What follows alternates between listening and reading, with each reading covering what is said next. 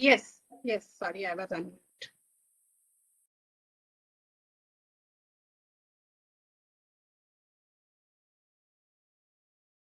Right. Kasturi, I think you can start. Okay, so I would like to introduce Think India first. Think India is a manifestation of the vision to connect students across India's educational institutes to a nationalistic thought process uh, and to harness their collective potentials towards the aim of national reconstruction. We, as a pan India organization, have been striving to bring together the best talents and mindsets of the country and infuse in them a nation first attitude, to develop in them a solution oriented thinking process, and to inspire young India to serve the country. So that is what we at Think India are. I would like to hand over to Ranjana. I would like to extend my hearty wishes to Ms. Anuradha Goyal ma'am, the peers of the Think India Society, and the audience. So, I would like to speak something about our much beloved guest, Ms. Anuradha Goyal.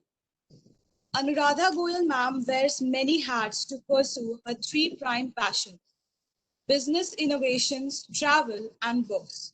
She is the founder of Indie Tales, a leading bilingual travel media portal where she documents her global travels in words, audio, and video formats with a focus on ancient India. An avid reader, she has more than 700 book reviews to her credit, earning her a place in the Limca Book of Records. She is also the author of The Lotus in the Stone, Sacred Journeys in Eterna India 2020, Unusual Temples of India 2020, and The Mouse Charmers, Digital Pioneers of India 2014. She has been awarded with many awards such as Digital Innovation Award 2014, Best Digital Content Award at Digital Women Award in 2015, Pandit Deen Dayal Upadhyay Award for Re-Engineering India 2020. Besides, Outlook Traveler has nominated Indie Tales in the Best Travel Blog category. Now, I would like to request her to address all of us. Please do, ma'am. Namaste, and thank you very much for giving me this platform to speak to you, all young, bright students, and if I can see, mostly women who are going to define what India is tomorrow. The topic for the day is travel, so we'll talk about travel. It'll be great if I can see all of you and we can keep it interactive. I don't think there are many people, they're a small group, so let's keep it interactive and keep asking questions. You spoke about the nationalistic view, and if we have to have a nationalistic view, we have to be rooted in our own roots.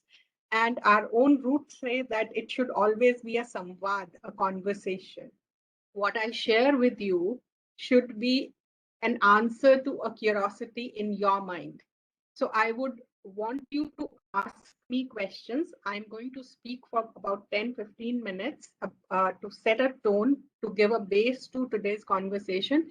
But I would expect all of you to ask questions. I don't know if I will have the answers, but we should put the questions in a public forum so that all of us together can find those answers if we don't have them already. Is that all right?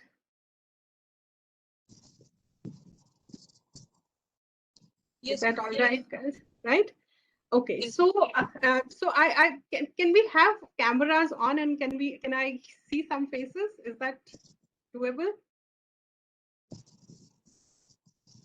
I would request the host to at least keep the camera on. Kasturi. Okay. Yeah, I've So turned why on do my we? video. Yeah. Okay. The rest of you also, if possible, please turn on. So why do we travel? We travel for various reasons. You know, today when we look at the tourism as an industry, we think of it as a leisure travel industry only. But from the time immemorial and from civilizations across the world, people have traveled always for different reasons. And the 3 or 4 primary drivers for travel have been education, and I'm assuming that a lot of you in the audience today would have traveled for taking education from your hometowns to a different state, city, country, whatever. A lot of travel happens for trade, for business. So as you grow, as you step out of your student life, you will step into a professional world where you would be traveling for business, whether it is to do a job, to work for a company which is located not in your hometown, or whether you do your own business, you will need to travel to see who you can do business with or to conduct your business. The third travel that was done in the good old days was for wars. So in our ancient literature, we find a lot of travel which was done to conquer other territories or done to, for military campaigns, as they call them. We don't see them very often these days, but the wars can take different forms and shapes. So in today's time, we could say if you are a frontline warrior dealing with the pandemic, ongoing pandemic, and you have to travel for that, then it is a kind of a travel for war when you're trying to handle a situation which you really don't want, but you have to handle it. So for that also we travel. And the fourth travel, which used to happen in good old days and still continues to happen, is the pilgrimage travel, which was done purely for the purpose of visiting a destination, visiting a place. Now, that place may be a sacred place for everybody. That place may be a sacred place for you only, or it may be a sacred place or a pilgrimage for the community you come from. Today, we think of pilgrimage as only religious travel done to visit the temples or to visit, whichever religion we follow. But honestly, if you are, let's say if you are somebody who likes theme parks, then visiting Disneyland is your pilgrimage. Let's say if you love a certain author, so let's say you love Shakespeare, I'm just taking an example, or if you love Rabindranath Tagore, then visiting Stratford upon Avon, where the village of Shakespeare, or visiting Shanti Niketan, which was set up by Rabindranath Tagore, could be your pilgrimage. So your pilgrimage is a very personal pilgrimage of whatever is your personal pilgrimage. You can do that, and that's something that we continue to do. Can you think of anything that is not covered by these 4 reasons to travel? Visiting friends and family could be one, but that I'll cover that in the pilgrimage section. I want some interactivity, otherwise I'm talking to a wall. I want to hear you. I have to learn from this session.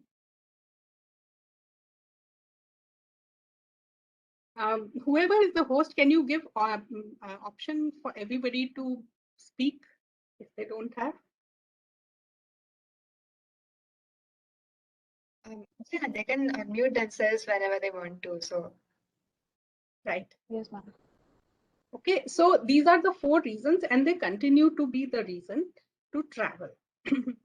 Now, I'll talk a bit about my own journey. So I, like everybody else, I studied science and I passed out, and I worked in IT industry for about 12 odd years, worked around the country, outside the country. And during this time, I had, I did what we typically call a weekend travel. So you have a weekend at disposal and you are in a new place. You just go out of curiosity and or for leisure or for, relaxation or just for a break from your tiring routine. You go out and travel. That's how I also started traveling when I started traveling seriously, although I have been traveling ever since I was a kid. And then that random travel gave way to curiosity. I started observing things which intrigued me. it led to a curiosity. It led to a inquisitiveness in me. And then I started reading about the places I was visiting. So I would read and then visit the place and see a lot of it from a lot of angles or lenses and come back and write about it. I started writing a blog in 2004 when it was still a very, very new tool. And we didn't know if it will ever reach a level where blogging would become a profession, or if it's one of those technology tools which will come and go. But it has managed to sustain itself so far. So I was doing this, and as this spiral continued, I got more and more intrigued by India. I saw that no history book ever told me uh, about most parts of India. It told me about a very small, little, minuscule part of India. And I also figured out that it's not possible to put everything that is there in Indian history into the books, because that would mean we keep reading history throughout our lives and still not cover most of it. And I figured out that you have to go out and discover history. India's history is not written the way we now think of history to be written in terms of uh,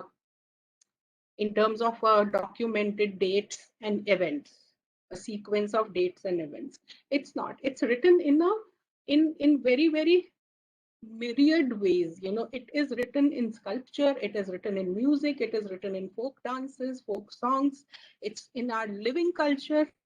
um, it's in every possible form. It's out there in the open, but you need to learn the language to read it. So that's where I started doing that. And I reached a stage where I penned down this book, Lotus in the Stone, which is all about my journey from being somebody who knew nothing, almost nothing about the country, to where I now travel more or less as a pilgrim, and pilgrim as I defined earlier. So that's a little bit about my journey. And a lot of time people try to position me as a solo travel. Honestly, I'm not really a solo traveler. Most of us don't like to be a solo traveler, but we end up being a solo traveler because when your urge to travel is more than your urge to be with people, you have no other option but to travel alone. And sometimes things don't work out between your friends, your family, in the sense not everybody is available on same dates, not everybody has that kind of a financial um, inclination to spend for a particular travel, or the interest about destinations do not meet. But I have been traveling with family, with my husband, with friends, with extended families, with colleagues, uh, with fraternity, if I can now call travel media as fraternity, with random people, and of course alone. A lot of it alone, because I've traveled more than what an average person travels. So a lot of those travels have been alone, have been solo travels. Uh, Now we come to the topic of solo travel in India. This is one of the most, or the second most asked questions that I face is India safe to travel? Or in general, is the world safe to travel? Is India safe to travel for women? Is India safe to travel for solo women? And there is no simple answer to this.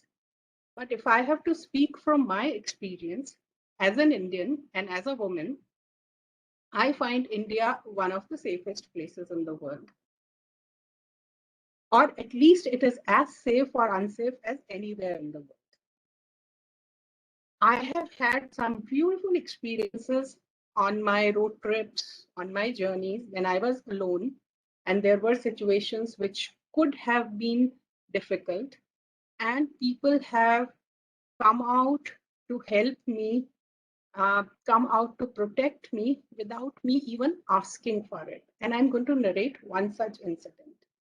I was traveling in Bhutan all by myself, pre-smartphone era. In fact, almost at the beginning when we were just acquiring mobile phones, and Bhutan still did not have too many. Okay, I'll take the chat questions later. I can't read right now. So I had not even, I had a mobile phone, but it didn't work in Bhutan.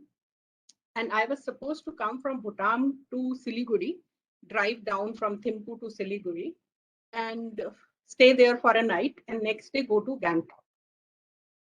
I had planned my trip in a way that I start early morning from Thimphu so that I can reach Siliguri by about 2-3 p.m.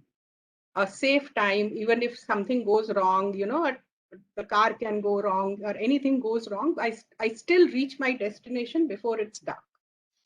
And I didn't know anybody there. I absolutely did not know anywhere. I did have a car and a driver at my disposal, but that's it, who was a local. So we started early morning, and around 10 o'clock, we reached the India-Bhutan border. Now, if you've seen India-Bhutan border, it's just an arch. There is nothing like a border, but you have to register and then go in and out. So once we reached the border, we were told that there is a Bandh in Bengal and you're not allowed to enter Bengal, so you have to be here. Now we were stuck there for till about 7 in the evening. There was nothing doing. I mean, I could cross on foot. I could cross the border, go into the India side and see, but it was absolutely closed. There was no point going there. So I just sat around, waited till we were allowed to go, which means that we drove through a whole stretch of thick jungles of Jaldapara National Park, which is known for its wild elephants. And then we reached Siliguri around 2 a.m., 2 a.m., 3 a.m. in the morning. The driver, he sensed that I'm a single woman traveling, a single young woman traveling with him. And we are going to pass through a jungle where at night there can be herds of wild elephants and other animals as well, single horned rhinos and deer and this and that. So he had a word with me and he said, if I see any animal who can harm us, I'm going to shut off the engine, close all lights, and just be quiet. He said, you just go down in the car so that the animal cannot see you, and just keep quiet. And I'll wait for the animal to pass and then we will go. We have no other option. I said, fine. I mean, it was a scary thought, but we passed the whole jungle without any major incident. We did stop a couple of places, but mostly for deer and all. They were not dangerous for us, but we passed. I reached Siliguri, and the hotel I was booked into, it was a Siliguri of early 2000s, so not too many hotels were there. It was a very mid-range 3-star kind of a place. I was very hungry. I had not eaten anything since morning because there was no opportunity to eat. So I went straight to their dining area and I ordered food. And I sat in the dining area waiting for my food. The hotel manager, he walked up to me and in a very authoritative voice, extremely authoritative voice, he told me, madam, you go to your room and I'll have the food sent to you. The authority in his voice told me not to question him, just trust him. I said, fine. I went to my room. He sent the food to my room and he said, keep the plate inside. Don't open the door. Open it only in the morning. I said, fine, done. I was too tired to think anything. I ate, I slept off. When I got up in the morning and I opened the door, there were 2 security guards sitting outside my room. You know, after that, I went and I spoke to the manager and I asked him, I said, why are these guys sitting? He said, nothing, ma'am. When you came in, there were people sitting, there were men sitting in the same room drinking, and I thought it could be dangerous for you. And then, because it's a small hotel and everybody can figure out which room are you going to stay in, we decided to make sure that you're safe. We want you to be safe. Now, when you get this kind of a treatment without even asking for it, how do you say that this country is not safe? And I can give you so many of such incidents, so many of them. I have had cases where people have literally said, you come and stay at our home if they sense that I may not be safe alone on the road here and there. So my experience doesn't give me even an iota of doubt that this place is safe.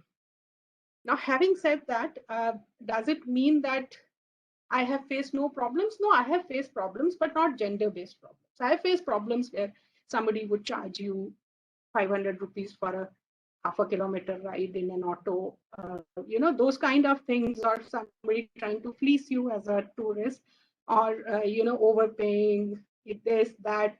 A lot of hassles which every tourist traveler faces, I've also faced. But specifically gender-based, I have not faced. Small irritants, yes, somebody unnecessarily looking at you, somebody trying to make you uncomfortable. Those situations do happen, but I treat them as irritants and hassles than real dangers.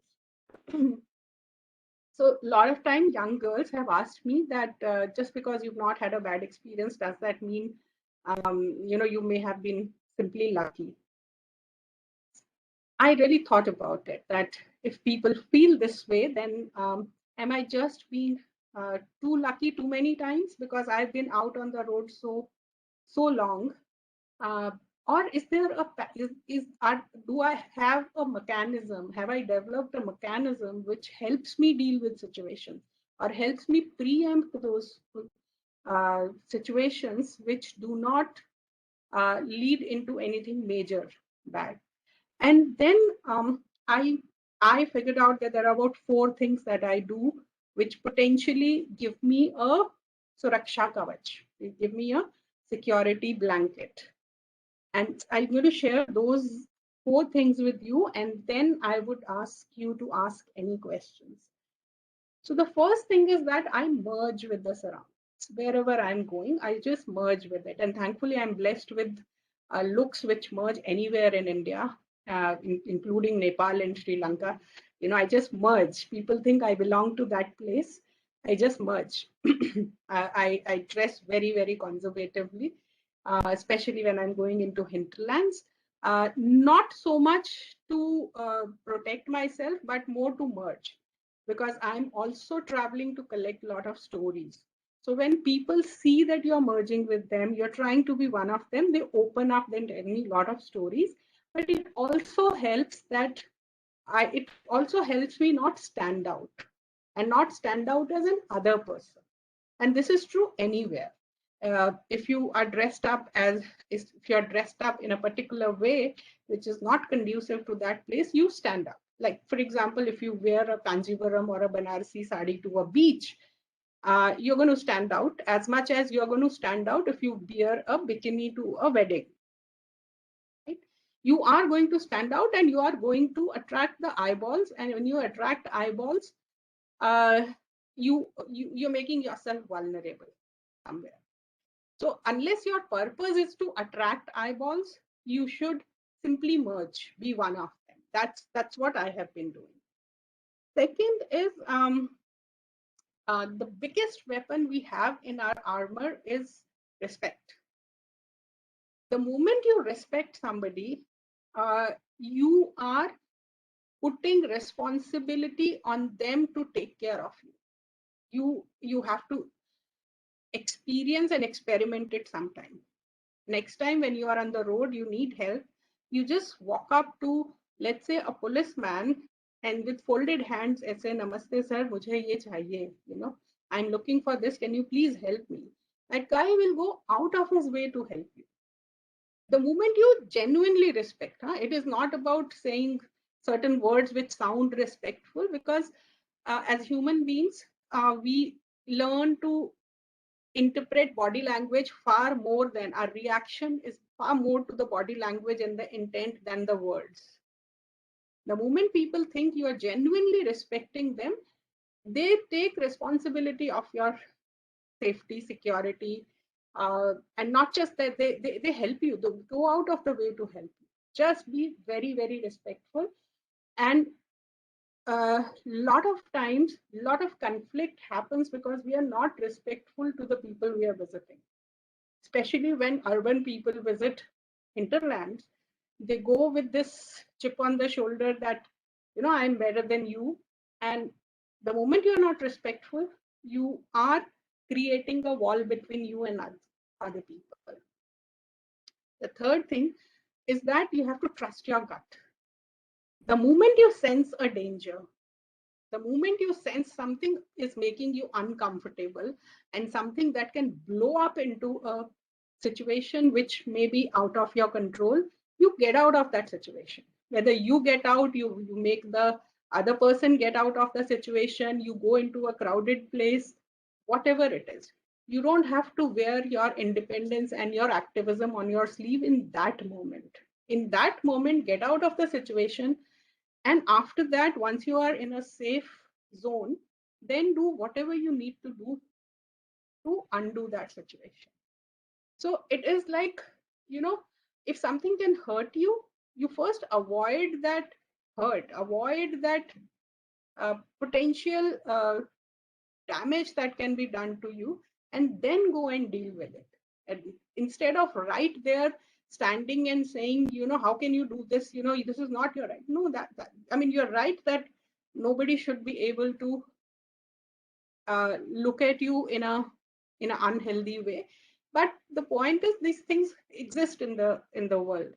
Am I going to wait till the world becomes perfect to travel, or am I going to travel in this imperfect world as it is, and make sure that I'm safe?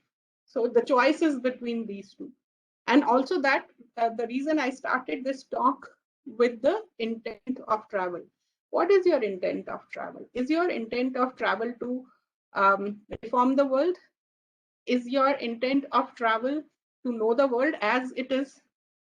Is your intent to learn about a new culture or a new place that you are visiting?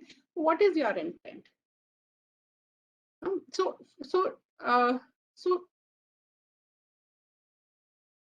take that into account when you choose your actions in a difficult situation. Don't get influenced by what the big, let's say, big glamour stars or women in the glamour field say, because their intent is to attract attention. That's the need of their profession. I'm not saying it's good or bad, because that's the need of their profession, to attract attention and stand out. But for most of us who are not in that space, our intention is not to stand out and not to attract unnecessary attention, right?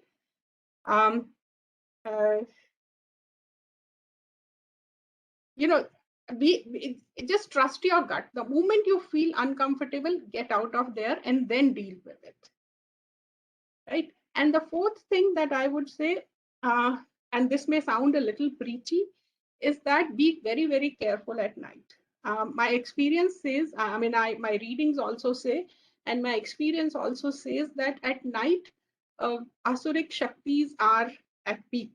The negative emotions are at peak. The same situation, if it happens at 5 in the morning, we rarely hear of bad happenings at 5 in the morning. Most happenings happen at night. So at night, be little more careful. I personally am not a night person. I get up early morning, so by the time it's dark, I'm usually dead tired. If I'm not tired, if I'm alone, I step out only if I am with absolutely trusted people or in a crowded place where I know I'm safe. So at night, just be little more careful than what you are during the day. And finally, enjoy your travels. With that, I said I will speak for 10-15 minutes, but I've spoken for half an hour. And now I will take your questions. Whatever questions you have in travel, travel in India, women travel, whatever. I'm willing to take any questions. You can see something in the chat. So, ma'am, I would like to ask you a question. Like, can you Ji. enlighten us on any network where we can find women traveling buddies?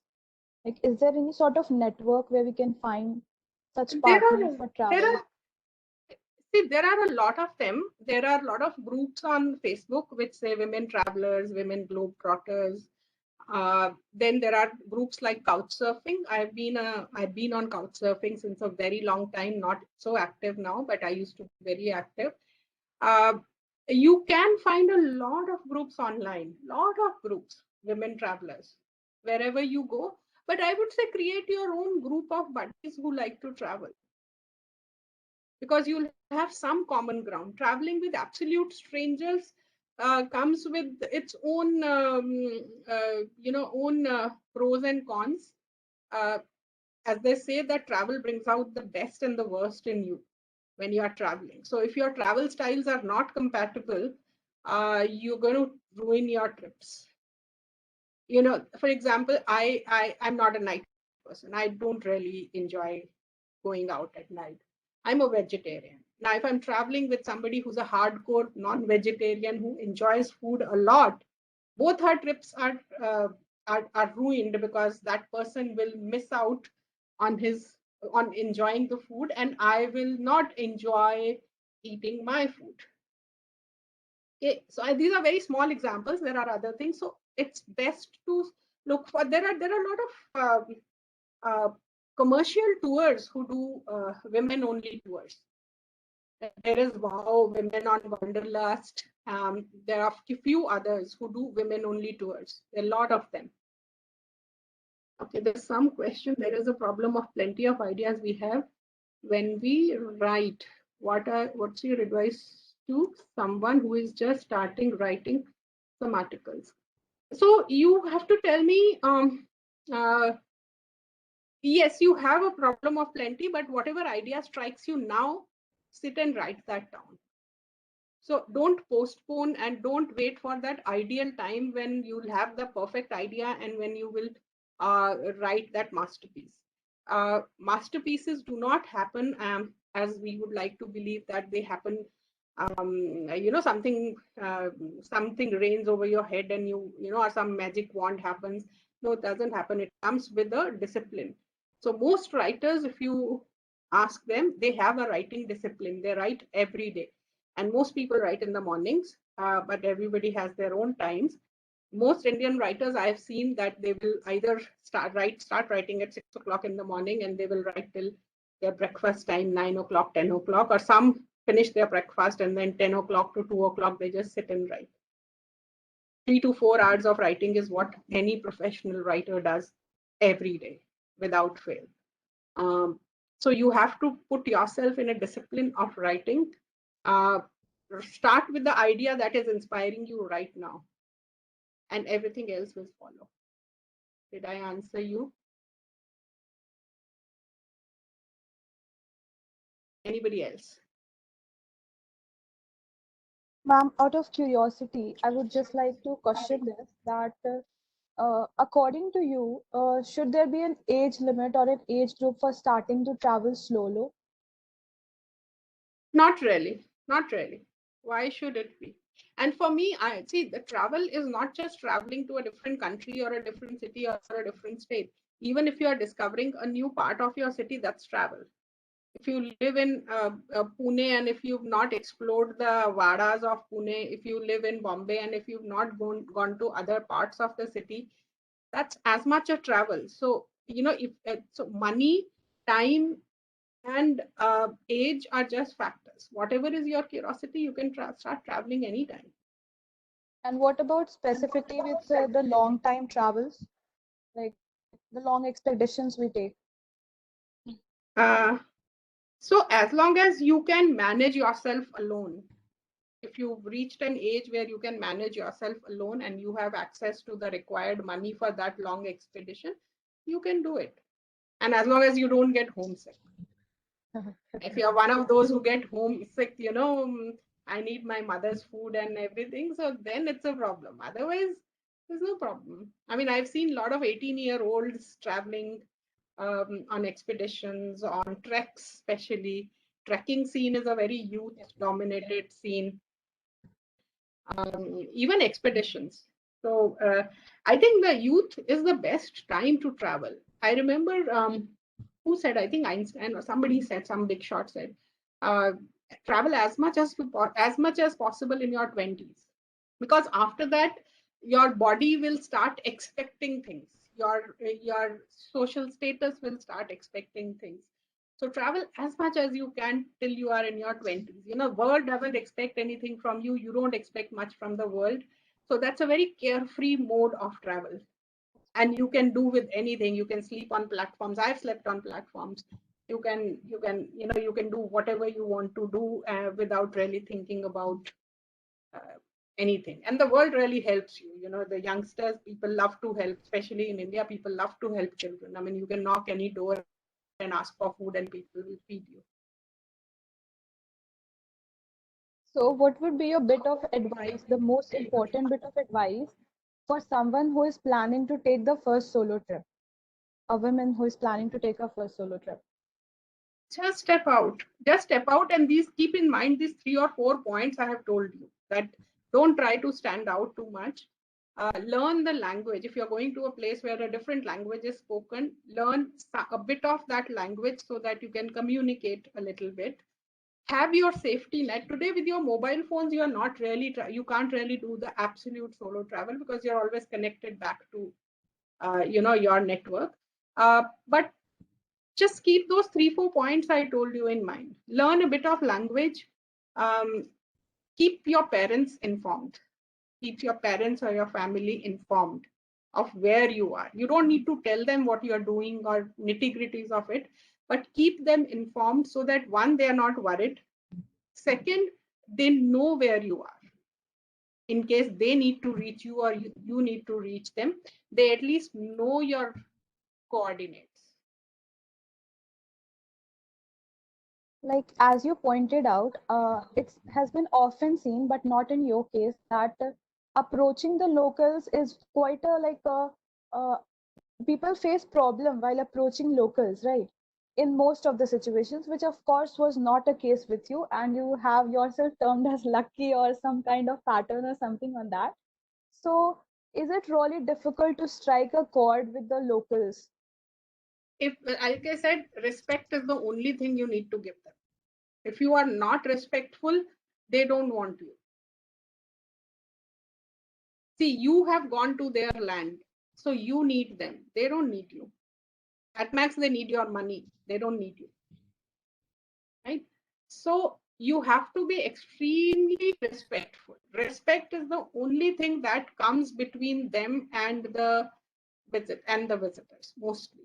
If you will, you'll see that people, you sometimes sit back and observe the way people interact with the locals. One, like I said, they come with a chip on the shoulder. You know, I've come from Bombay, what do you know? It pisses off people like anything. Second, you have to be respectful when you want to know about them. No, I don't think any local are, I mean, we are all human beings. We love to interact with each other. But I don't want you to come to my home and be disrespectful to me. Or be condescending, have a condescending attitude. So when people say, I'm assuming you read it in the media, when people say that, just observe, why did it happen? Would you do that to somebody who's your guest? If you won't do it, or in what situations would you do that to a guest? You will find an answer. And also be respectful of their traditions. A lot of time people don't respect their traditions. You know, I have seen people entering temples with their shoes on and saying, oh, I don't believe in this God, why should I? You know, I'm an atheist, I'm this. You can be any damn thing, but this is my home, my land, my rules, my traditions. Okay, so you have to be extremely sensitive to what they value, what is important for them. And you will get, I mean, I have had cases where drivers have taken me home because they had, I'll tell you an example. I was in Dwarka to study Dwarka as a city, and I had again a driver and a car with me to go around the whole place. For 3 days, that guy saw me asking questions to a lot of people, and which I was not getting answers to because nobody knew those answers. And I had studied my Skanda Puran and my, I did all my research on Dwarka, and I was. Third day, my driver said, "Ma'am, my grandfather, my Dadaji, used to be a librarian. He might know all this." And in a very, very, hesitating voice, he said, "Aap mere ghar aoge kya?" I said, "Yes, aungi." And believe me, I have lived in the most luxurious of places in this world, but I have never been welcomed so well as I was welcomed into his house. His grandfather was 93 years old, and he spent 2 hours showing me every detail of Dwarka that he had. Extremely knowledgeable person. His whole family dressed up to welcome me, and they made food for me, and they were very hesitant. कि आप खाओगे क्या? I said, क्यों नहीं खाएंगे? They were hesitant, somebody staying in a nice star hotel as a guest and all that stuff. So you respect people, you'll get 1,000 times the respect. If you give 1 unit of respect, you get at least 10 units of respect, if not 1,000. I've got 1,000. You have to be very, very, very conscious of कि every time you can use this trick कि मेरे घर आके कोई ऐसा करेगा तो मुझे कैसा लगेगा. A very simple thing, put yourself in their shoes and see, would I accept this behavior in my house? And that will tell you. Right? Okay. I have 2 questions for a young Indian. What are the must visit places to know? Okay, there's a chapter in this book on exactly how to choose where to go. How do you do about deciding on your itinerary during your travels throughout the year? Okay. So I have a list of destinations that I cover. So a lot of it is random also. So I'll divide the question into 2 parts. How do I decide the destination? So right now, I'm studying the ancient cities of India. So I have a list of ancient cities of India, and I have my sources to study, mostly Puranic sources, but a lot of contemporary sources as well, which are mostly online. So I make a list of destinations, and then I start jotting down, taking notes on what I need to see when I'm there. And if I have an itinerary of 5 days, I keep 1 or 2 days extra for anything that I will discover there. Most destinations will have a magical surprise for you if you allow it to surprise. So I keep that for meeting people or discovering something that I don't know, something that has not yet been written. So I keep that buffer of what I call unstructured time to see what I don't know yet what it is. So that's how I plan. So I do research, I visit, and during my visit, I switch off everything. I do my social, I'm pretty active on social media, but I switch off everything. I probably speak once a day or twice a day to my husband, and that's what calls are also more or less I'm okay, you are okay kinds, unless there is something important that needs to be taken care of. And social media, maybe one update here, there, apart from that, nothing else. So that's all I do. I'm completely in the destination. I am there, 100% there. My attention doesn't go anywhere else. Everything else is taken care of when I'm back at home. How to choose a destination? See what interests you. You have to go by what interests you. You like hills? Go and explore.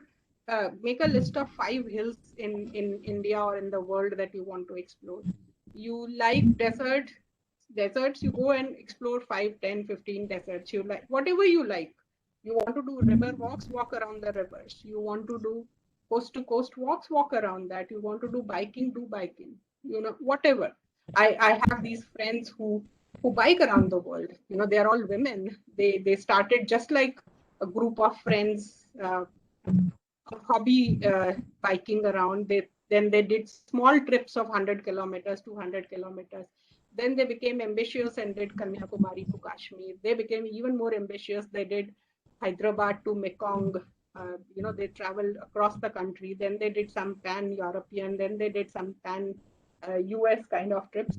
So one thing will lead to another. There is no one route or a one pill for everybody. You will choose your destinations, and sometimes destinations will choose you based on your own experiences while traveling, or even your life experience. Yes. Any other question?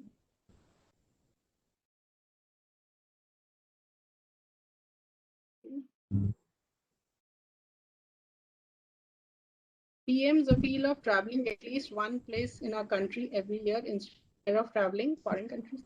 So yes, I agree with him, and in fact, I often say this, that not just your country. If you have to have a map of your year, I would say you should explore one new part of your own city every month. Every month, go and see at least a different part of your city. Every 2 months, 2 or 3 months, every quarter, you should see some part of your own state or your region or state, whatever. And every year, you must see at least one new state in the country or one new destination. It's not, there are big states like Rajasthan, which you can't see all in once, but you can see different regions. See, and every 2-3 years, if possible, if your finances are right, see a new country as well. Seeing other countries is also important. You get to see your country from a different lens when you see it from outside. So I would say start from your own neighborhood and go up to other countries or continents. You should have a plan which should give you a glimpse of all of them, not just, PM, of course, needs to promote the tourism industry. And once you travel India, and after traveling India, when you go to a lot of hyper promoted and hyper popular destinations, you will sometimes, not always, sometimes find them underwhelming because they have been promoted very, very well. And they have mastered the art of promoting their destinations. But you should travel wherever your inclination is and wherever your finances and your time allows.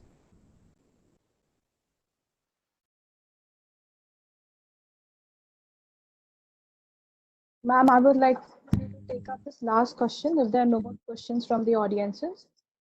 Okay. Like, women are often seen to be facing sexual harassment and other related maladies. And the cases touch a different high in some states like Haryana and UP, to name a few. So how do you expect the girl and the women out of there to step out of the confines and even make plans for solo trip or something like that? Let me ask you, what is the source of your information? Ma'am, I'm talking about Haryana and UP. There, of course, is such lot of information that people there are so conventional, and there have been. I'm not asking you the reasoning. I'm asking you, what is the source of your information? Ma'am, not a particular source, but yeah, like A any perception. So it's a perception. Okay. So let me tell you, as a traveler, hardly anybody travels to Haryana. Haryana has not marketed itself at all, and there are no well-known tourist destinations in the country. So, but my question is, how can we expect women out of there to step out from the confines of Haryana and UP, not to land? Let me tell you, I come from there. I come from Chandigarh, which is the capital of Haryana, and I'm out here, and I can give you a list of, see, you should, when you read a media report, you read it with a pinch of salt. When you paint Haryana with one brush, you should also remember that the biggest wrestlers in this country come from there. The biggest, the Kalpana Chawlas of the world come from there, right? So it is painting, and if I know Haryana women, They are far stronger than women anywhere else. They may not choose to step out. Never assume that they are not stepping out because they are not being allowed to choose. They may not be stepping out because they don't want to step out. They want their men to work and earn for them. That's also a choice. And the same goes for UP. If you think UP women have not done anything, do a bit of research and see, if women in UP are allowed to do things or not. It is a huge misperception. It's just a perception. And if you want to create that perception, if you compare numbers, every state will have more or less similar numbers. How do you expect women to come out? Women have to just step out of the home. Believe me, it's your own conviction. When you are convinced that this is what I want to do, the day you decide that this is what I want to do, believe me, nobody on this earth can stop you. There may be obstacles. You may have to work hard. Not may, you will have to work hard. But there is nobody who can stop you. And you have to, we're not talking about feminism here, but this feminism that is being presented today is more in the mode of men versus women. You have to understand, do you really want to live in a world without men? No, we don't want to live. Yes, there are women are far more vulnerable. We are physically weak. We are far more vulnerable. And we must deal with anybody who tries to take advantage of us. But don't step out of your home assuming that every man out there is sitting to rape us. The perception being created in the media is that every woman in India gets raped and every man out there is there to rape us. No, it is not. And if you really go by the data, and it's all available online, the numbers are far lower in India. The roar is far more in India. The highlighting of those incidents is far more in India, and I'm proud of it because we highlight them and say it's not acceptable. While most of the other countries and countries which are so-called far more developed than us, they never talk about the incidents. Simply go by the data. It's all available online. Just Google for it and you'll find it. So when you read something, do a bit of your own research and question. And most importantly, question based on your own experience. Have you faced it? Ask your friends around. Ask your 10 friends around that have you faced it? Do you think your mother is underprivileged? Do you think your father doesn't allow your mother to do things? Or do you think she's chosen the life she has chosen? So look around and see from your own experience and don't just blindly go by what is written in the newspaper headlines. Sorry if I've spoken more than I should, but I seriously feel that you, and especially a lot of you young girls, you have to go by your own experience. Women in the past, anywhere in the world, have seen far worse days. In fact, there has not been a better time to be a woman. Apart from Quranic eras where women could do anything, in the recent known history of 1,000 years, there has not been a better time for women to do anything we want to do. Tell me a thing that you can't do.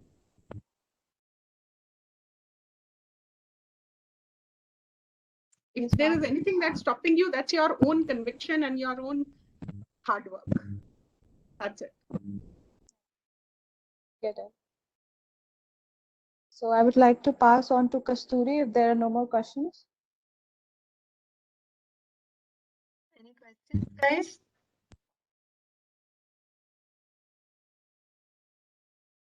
Okay.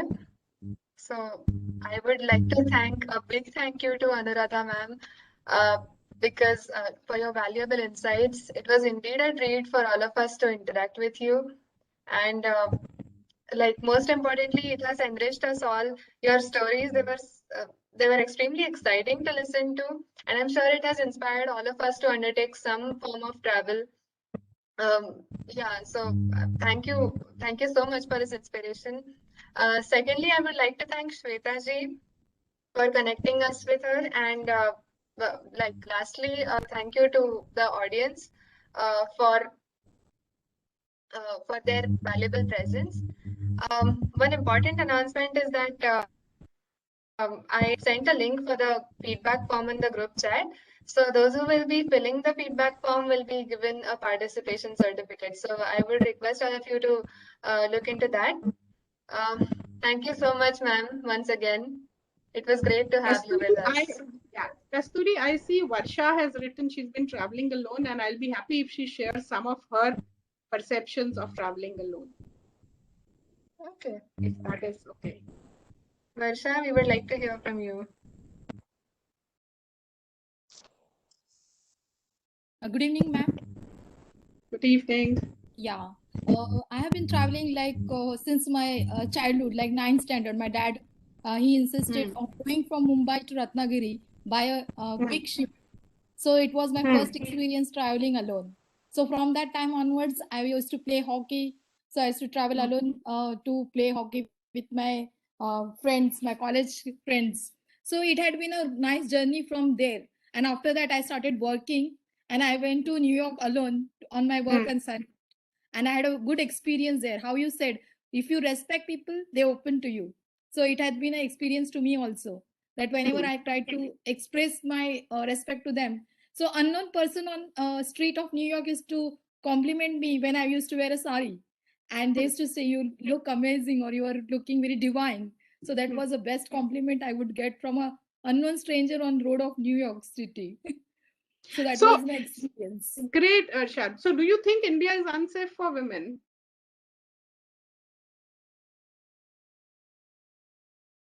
Varsha? I unmuted again, sorry. Yeah, no, ma'am, I don't think so. I've been traveling alone to many places in India also. So I don't think it is unsafe. There might be few places, but I have not visited those. But wherever I have visited, I had a good experience. And people are Indian. Yes. This is a universal answer you will hear from people who have actually traveled. This is a point I want to emphasize, that people who have actually traveled will always tell you the same thing. And all the perception that is being created by people who don't really step out alone.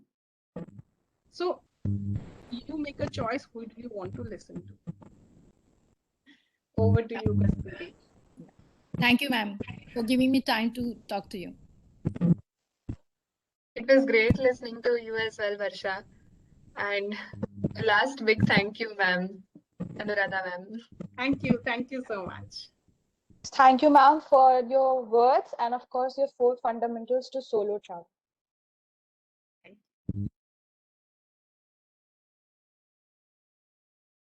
Please fill the feedback form. It is highly requested to the participants.